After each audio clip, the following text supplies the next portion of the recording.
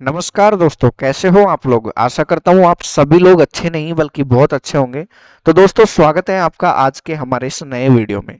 जैसा कि आप सभी लोगों का यहाँ पर सेकंड राउंड का अलॉटमेंट आ चुका है और बहुत सारे स्टूडेंट्स को अपने मनपसंद कॉलेज भी मिल चुके हैं। ठीक है। तो आशा करता हूँ आपका भी यहाँ पर सिलेक्शन हो गया होगा। अब आगे की प्रोसेस क्या रहने वाली है, किस तरह से हमको अपग्रेड करना चाहिए, किस तरह से हमको एडमिट करना चाहिए और किन लोगों को यहाँ पर अपग्रेड करना चाहिए, अपग्रेड करने से पहले कौन कौन सी बातों का ध्यान रखना चाहिए। ठीक है। जिनको अभी तक कॉलेज नहीं मिला उनको क्या करना है, जिनको पहले राउंड में कॉलेज मिल गया था और उन्होंने अपग्रेडेशन के लिए अप्लाई किया था, क्या उनको दोबारा से डॉक्यूमेंट वेरीफाई करवाने पड़ेंगे या उनको दोबारा से 10,000 पे करने पड़ेंगे। इस तरह के काफ़ी अलग अलग सवाल आप लोगों के मन में आ रहे हैं। तो आज की वीडियो में आपके सारे डाउट मैं यहाँ पर क्लियर करने वाला हूँ और स्पेशली ये भी आपको थोड़ा आइडिया दूंगा कि कितने रैंक तक आपका यहाँ पर सिलेक्शन हुआ है। ठीक है। हाईएस्ट कितना रैंक यहाँ पर हमारे स्टूडेंट का गया वो भी मैं आपको दिखाने वाला हूँ। और अगर मैं आपको वीडियो के शुरुआत में ही आइडिया दूं तो जनरल कैटेगरी में लगभग 16,000 रैंक तक हमने आईसीआर में सिलेक्शन करवाया है। ठीक है। चलिए वीडियो की शुरुआत करते हैं। अगर आप चैनल पर पहली बार आए हो तो चैनल को आपको सब्सक्राइब कर देना है और वीडियो को लाइक करना है। तो अगर आपको पहले राउंड में कॉलेज अलॉट हुआ है और आपने अपग्रेडेशन के लिए अप्लाई किया था और अपग्रेडेशन पर अप्लाई करने के बाद में आपका यहाँ पर कॉलेज चेंज होता है, यानी कि आपको दूसरे राउंड में कोई दूसरा कॉलेज यहाँ पर अलॉट होता है। तो यहाँ पर आपके पास ये जो रिमार्क दिख रहा है, यहाँ पर आपके पास ऑप्शन है दोबारा से एडमिट और अपग्रेड करने का। ठीक है। आपको अगर एडमिट करना है तो एडमिट पर क्लिक करके अपडेट रिमार्क पर जाना है और आपका यहाँ पर जो कॉलेज है वो एडमिट हो जाएगा, यानी कि आपकी सीट फ्रीज हो जाएगी। ठीक है। और अगर आपको अपग्रेडेशन के लिए जाना है तो आपको अपग्रेडेशन पर सिंपल क्लिक करना है और अपडेट रिमार्क पर क्लिक करना है, आपका यहाँ पर सीट अपग्रेड हो जाएगा। ठीक है। दूसरा, जिन लोगों ने पहले राउंड में सीट एडमिट कर लिया था उनका यहाँ पर नॉट कंसिडर शो हो रहा होगा क्योंकि उन्होंने पहले राउंड में अपना सीट यहाँ पर एक्सेप्ट कर लिया। अब दूसरा केस यहाँ पर ऐसा बन सकता है कि पहले राउंड में किसी को कुछ नहीं मिला और सेकंड राउंड में उसको पहली बार कॉलेज अलॉट हुआ है, तो उसके यहाँ पर ये रीमार्क और अपग्रेड अपडेट रिमार्क ऐसा कुछ ऑप्शन नहीं आ रहा होगा, उसके केवल यहाँ पर अलॉटमेंट लेटर शो हो रहा है। तो जब आपके डॉक्यूमेंट वेरीफाई हो जाएंगे आपके रिमार्क में ऐसा ही ऑप्शन आ जाएगा एडमिट और अपग्रेड करने का, और यहाँ पर आपको पे का ऑप्शन आ जाएगा जिस पर आप क्लिक करके 10,000 रुपीज पे कर देते हो तो आपका यहाँ पर जो कॉलेज है वो आगे की प्रोसेस में आप एंटर कर जाओगे। मतलब या तो आप अपग्रेडेशन के लिए अप्लाई कर सकते हो या आप यहाँ पर सीट एडमिट के लिए अप्लाई कर सकते हो। अब दूसरा यहाँ पर ये आता है कि हमने अगर सीट को अपग्रेड कर दिया तो क्या ये हमारा सीट रहेगा क्या। ठीक है। तो मैं आपको बता दूं कि आपने एक बार 10,000 रुपीज पे कर दिए, उसके बाद में अगर आप अपग्रेडेशन के लिए जाते हो और आने वाले राउंड में अगर आपका अपग्रेडेशन नहीं लगता है तो आपका जो पहले कॉलेज मिला है वो आपका वहीं पे रहता है और आपकी सीट एक बार 10,000 रुपीज आपने पे कर दिए आपकी सीट है जो रिजर्व हो जाती है। It's clear I think. ठीक है।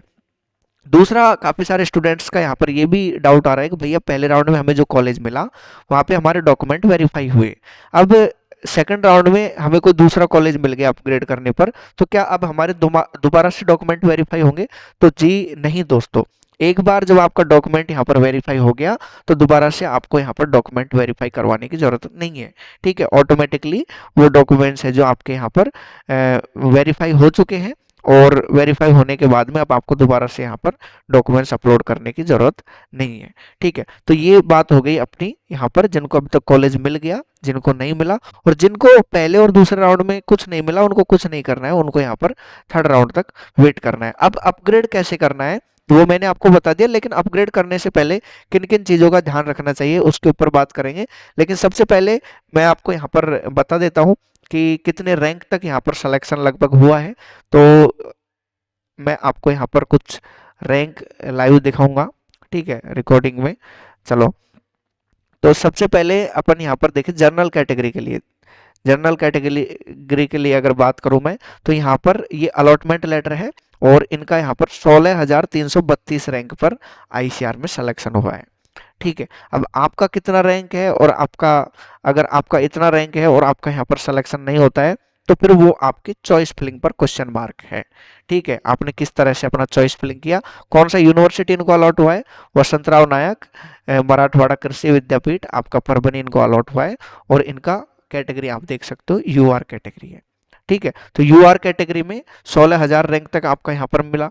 ठीक है, उसके बाद में और मैं आपको दिखा दूं, तो यूआर कैटेगरी में ही आपका यहाँ पर देखो 14,160 रैंक पर यहाँ पर इनका सिलेक्शन हुआ है। इनका पहले भी हो गया था, और अब फाइनली इनको दूसरा कॉलेज मिला है। ठीक है, पहले भी इनको एक कॉलेज मिला था, और अब इनका अपग्रेड करने पर I think doctor Rajendra Prasad आ गया। ठीक है, तो इस तरह से आपका यहाँ पर सेकेंड राउंड का कट ऑफ गया है।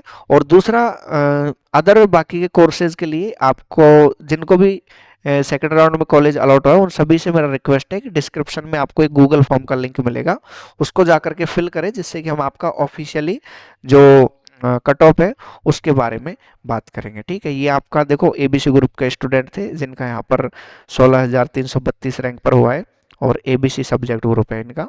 ओके, और कैटेगरी क्या है, जनरल कैटेगरी है, और इनको सेकंड राउंड में कॉलेज अलॉट हो गया। ओके, चलिए अब यहाँ पर बात कर लेते हैं कि आपको अगर अपर मूवमेंट के लिए जाना है तो किस तरह से आपको किन चीज़ों का ध्यान रखना चाहिए।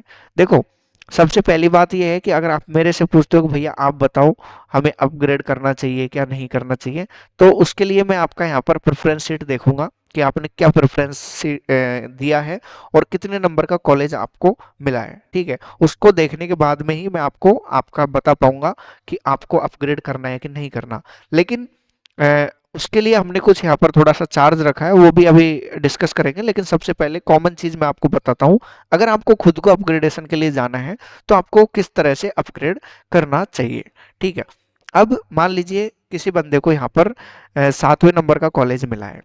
ठीक है, 7वां नंबर का महाराणा प्रताप हॉर्टिकल्चर यूनिवर्सिटी जो आपके करनाल हरियाणा में है वो मिल गया। तो अपग्रेडेशन लगाने पर क्या होता है, सबसे पहले देखो अपग्रेड लगाने पर जैसे आप अपग्रेड करोगे तो आपका जो जितने नंबर तक कॉलेज मिला है, ठीक है, जितने नंबर तक आपको कॉलेज मिला है, मान लीजिए किसी स्टूडेंट को यहाँ पर 7 नंबर का कॉलेज मिला है, तो यहाँ तक का आपका जो प्रेफरेंस है वो ऑटोमेटिकली थर्ड राउंड के लिए कंसिडर कर लिया जाता है। और जिस तरह से आपका यहाँ पर पहले राउंड में दूसरे राउंड में कॉलेज कंसिडर किया है कॉलेज अलॉट करने के लिए, उसी तरह से आपका सेम प्रोसेस दोबारा से चलता है। तो यूनिवर्सिटी ये नहीं कि आपको 7वां नंबर का कॉलेज मिल गया तो आईसीआर अब आपको 8वां नंबर का कॉलेज अलॉट करेगा, ऐसा बिल्कुल नहीं है।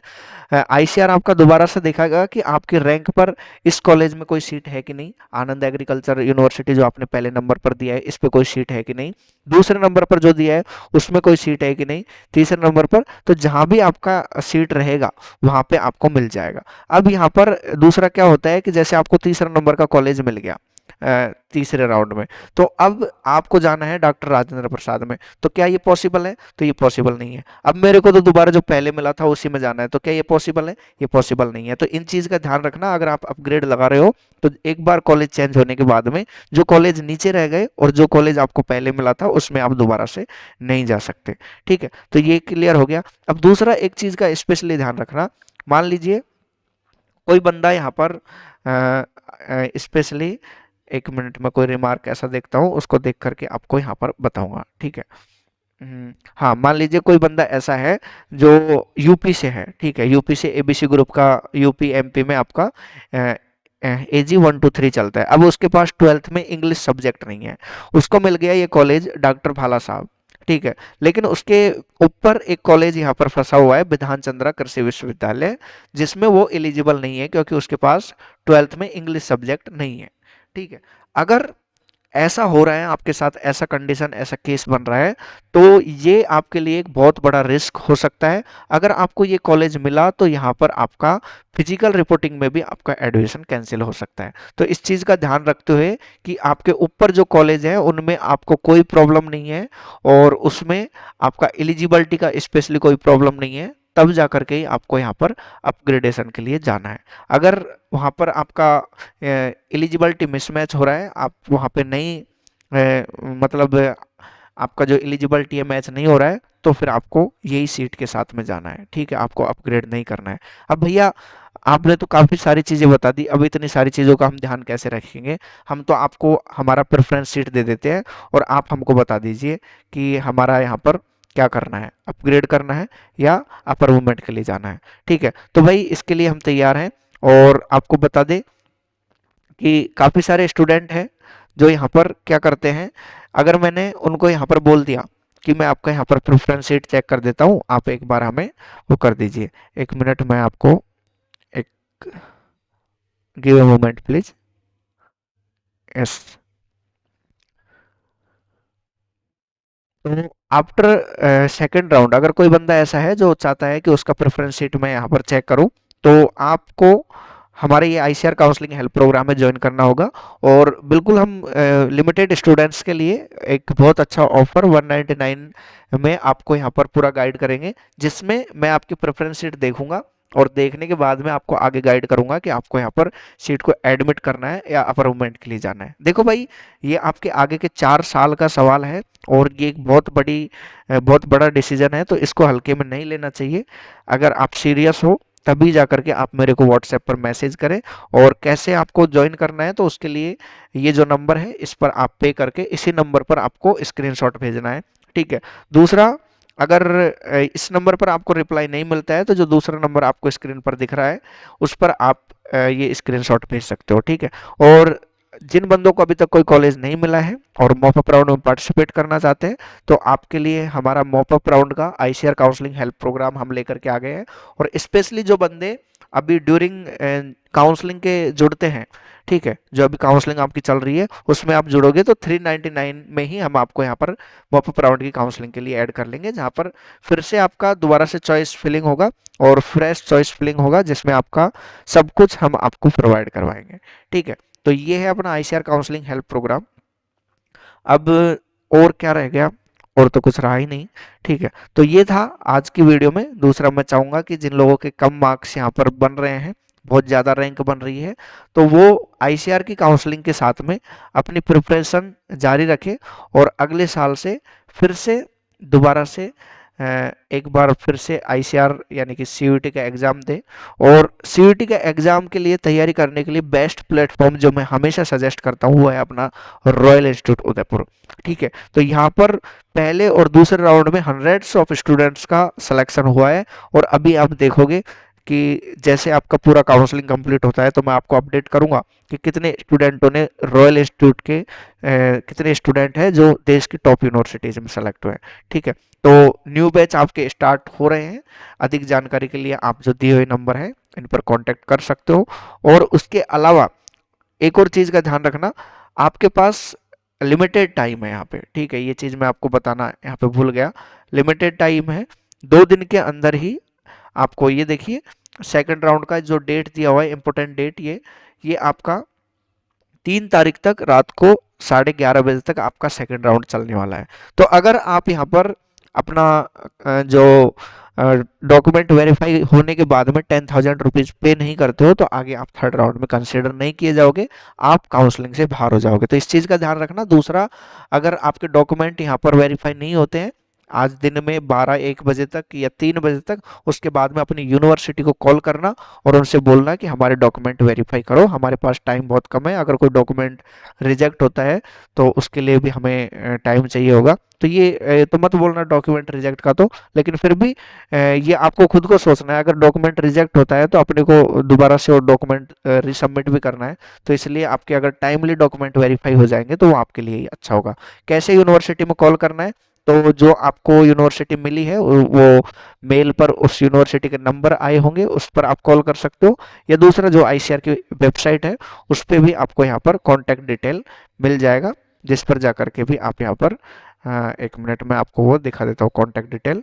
वहाँ से भी देखो, यूजी यूनिवर्सिटी कॉन्टैक्ट्स, तो इस पर आप क्लिक करोगे तो आपके सामने सारी यूनिवर्सिटियों का जो कॉन्टैक्ट डिटेल है वो खुल जाएगा। और ये जो नंबर दिए हुए हैं इन पर कॉल करके अपने एप्लीकेशन नंबर बता करके अपने डॉक्यूमेंट्स को वेरीफाई करने के लिए आप अपील कर सकते हो, ठीक है। ये बहुत इंपॉर्टेंट है और ये काम आपको करना है। अपग्रेड करने के लिए और एक्सेप्ट करने के लिए आपको 10,000 रुपीज पे करना ही होगा। और जिन्होंने पहले से वो कर दिया उनका यहाँ पर दोबारा से कोई पेमेंट नहीं होगा, ठीक है। और ये 10,000 रुपीज आगे जा करके आपके काउंसलिंग में, सॉरी, आपकी कॉलेज फीस में ऐड हो जाएंगे। तो आशा करता हूँ जो भी मैंने आपको सारी बातें बताई हैं वो आपको बहुत अच्छे से समझ में आ गई होंगी। फिर भी आपका कोई डाउट रह जाता है तो आप यहाँ पर कमेंट बॉक्स में बता सकते हो। दूसरा, जो हेल्पलाइन नंबर दिया है उस पर आप मैसेज करना, स्पेशली जिनको हेल्प चाहिए, ठीक है, ऐसा नहीं कि आप ऐसे पूछ रहे हो कि मेरा इतना रैंक है, अगले राउंड में सिलेक्शन होगा कि नहीं, तो ऐसा नहीं है भाई। ठीक है, जो स्टूडेंट सीरियस है हम उन्हीं का यहाँ पर प्रेफरेंस शीट चेक करेंगे, जिसका पता चल जाएगा आपके यहाँ पर 199 पे करने से। तो मिलता हूँ नई वीडियो में नई जानकारी के साथ। आपने पूरा वीडियो देखा, आपका हृदय की गहराई से प्रेम पूर्वक बहुत बहुत धन्यवाद। Thanks for watching.